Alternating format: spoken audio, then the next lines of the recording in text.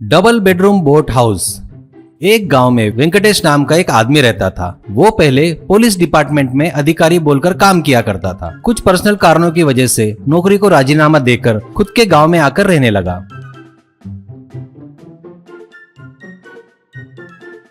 उसका लक इतना खराब था, शायद उसकी 2 शादियां हो गई थी। उसकी पहली पत्नी का नाम ऐश्वर्या था, बच्चे भी थे। उनके साथ वो अपने पुराने घर में रहता था। दूसरी पत्नी का नाम मीनाक्षी था, उसके भी बच्चे थे। वो एक अपार्टमेंट में रहती थी। वेंकटेश भी रहता था उसके साथ में। एक हफ्ता यहाँ तो एक हफ्ता वहाँ। इन दोनों से वो नरक की यातना सहन कर रहा था।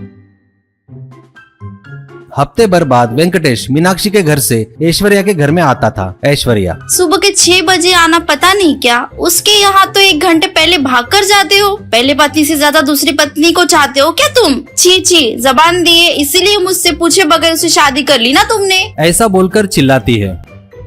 ऐसे ही मीनाक्षी के घर जाते ही, क्या बात है, वाह उसके साथ मस्त एंजॉय करके आ रहे हो क्या? चेहरा चमक रहा है। जब मुझसे प्यार किया था तब घर वालों को मनाने तक कभी नहीं रुके, उससे शादी कर ली। शर्म नहीं आई क्या तुम्हें? ऐसा बोलकर झगड़ा करती थी।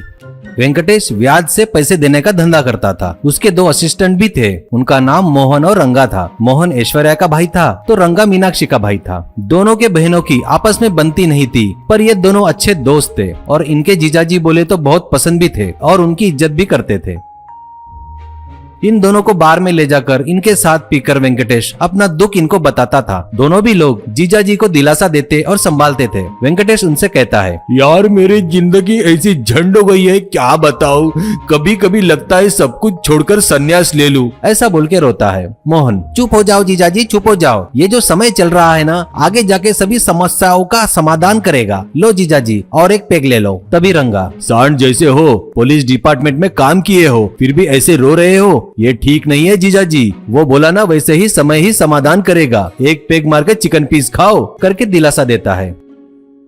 एक दिन ऐश्वर्या, क्या जी ये पुराना मकान मुझे पसंद नहीं है। तुम्हें कितनी बार बताऊं, उसके लिए डबल बेडरूम फ्लैट और मेरे लिए पुराना सड़ा घर। मुझे अभी अर्जेंट डबल बेडरूम फ्लैट चाहिए। फिर मीनाक्षी कहती है, मैं आपको कितनी बार बताऊं, मैं इस घर में बोर हो गई हूँ। मुझे केरला में रहता ना वैसा बोट हाउस चाहिए। नई शादी हुई तब बोट हाउस लेके देंगे करके वादा किया था ना तुमने, भूल गए क्या? या वो मना कर रहे हैं? ये सब सुनकर पगलाया हुआ वेंकटेश अपने सालों के साथ बार में आता है। जो उसके साथ हुआ वो बताकर दुखी होता है। इतने में वेंकटेश को फोन आता है इंटेलिजेंस आईजी का। मिस्टर वेंकटेश, कैसे हो आप? एक बहुत ही जरूरी काम है, तुम मना मत करना, हमारी मदद करो प्लीज। वेंकटेश, सर मैं अपने डिपार्टमेंट के लिए कभी भी तैयार हूँ। कहिए सर, क्या काम है? IG, very good. तुमने जो बहुत पहले सिकंदर नाम के डॉन को पकड़ा था ना, वो जेल से भाग गया है। उसे पकड़ने के लिए तुम्हारी मदद की जरूरत है, क्योंकि तुम उसकी पूरी हिस्ट्री जानते हो। इसलिए उसकी सोच को और उसे सिर्फ तुम ही पकड़ सकते हो, इसलिए तुम्हें यहाँ तुरंत आना पड़ेगा। ऐसा कहता है। वेंकटेश, ठीक है सर, मैं अभी निकलता हूँ, कहता है।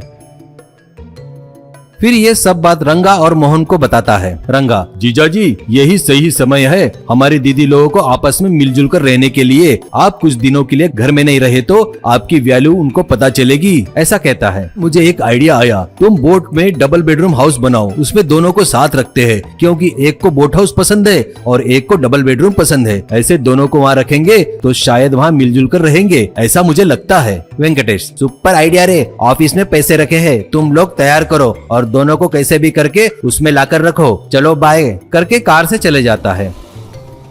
ऐसे दोनों लोग मिलकर डबल बेडरूम बोट हाउस बनाते हैं और बाद में ऐश्वर्या, मीनाक्षी और बच्चों को बुलाकर बोट के पास लाकर उन्हें दिखाते हैं। जीजाजी वापस आते तक आप लोग को वहीं रहना पड़ेगा, ऐसा बोलते हैं। डबल बेडरूम हाउस ऐश्वर्या को बहुत पसंद आता है। मीनाक्षी बोट हाउस देखकर उसकी खुशी का ठिकाना ही नहीं था। सभी बच्चों को भी बोट हाउस पसंद आता है। ऐसे सब लोग अभी मिलजुल कर रहने लगे। मोहन, रंगा मिलकर उनको मछलियाँ पकड़ कर देते, वो लोग पकाकर खाने लगे। कुछ ही दिनों में ऐश्वर्या और मीनाक्षी एक दूसरे के बारे में सब कुछ जान गए और अच्छे दोस्त भी बन गए। बच्चे भी अभी मिलजुल कर रहने लगे। कुछ दिनों बाद अपना काम खत्म करके वेंकटेश आता है और देखता है कि दोनों पत्नियां कितने प्यार से मिलजुल कर रह रही है। ये देखकर उसे बहुत खुशी होती है। इतना अच्छा आइडिया देने के लिए अपने सालों को धन्यवाद देता है और फिर सब लोग मिलकर उस डबल बेडरूम बोट हाउस में खुशी खुशी रहने लगे।